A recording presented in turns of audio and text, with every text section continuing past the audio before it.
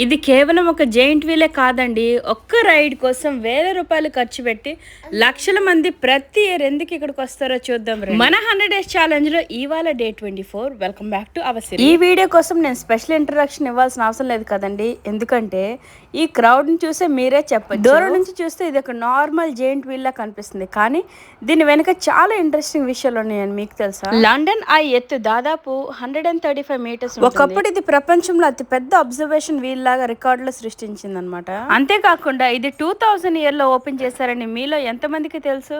ఈ వీల్ చుట్టూ 32 glass couples అయితే ఉంటాయి. ఒక్కొక్క కపుల్స్ లో ఆల్మోస్ట్ 25 మెంబర్స్ అయితే ట్రావెల్ చేయొచ్చు. ఇంకొక ఇంట్రెస్టింగ్ విషయం ఏంటంటే ఇది చాలా స్లోగా తిరుగుతుంది. రైడ్ జరుగుతున్న టైంలో చాలా టైమ్స్ ఏంటంటే ఇది స్టాప్ చేయకుండానే ఉంటారు, ఎందుకంటే అది అంత స్లోగా తిరుగుతుంది కాబట్టి. ఒక ప్రాపర్ గా పూర్తి రౌండ్ తిరగడానికి ఆల్మోస్ట్ 30 మినిట్స్. మనం అందులోకి వెళ్ళాక మనకు ఆల్మోస్ట్ అన్ని ప్లేసెస్ అయితే కనిపిస్తాయి. Big Ben, house of parliament, river of Thames, Buckingham palace, ఇలాంటి బ్యూటిఫుల్ ప్లేసెస్ అని ఒకే టైంలో చూడొచ్చు. అక్కడ స్టాఫ్ ఏమని చెప్పారంటే క్లియర్ గా వెదర్ ఉండేటప్పుడు 40 కిలోమీటర్స్ దూరం వరకు అయితే మనం అన్ని చూడొచ్చు.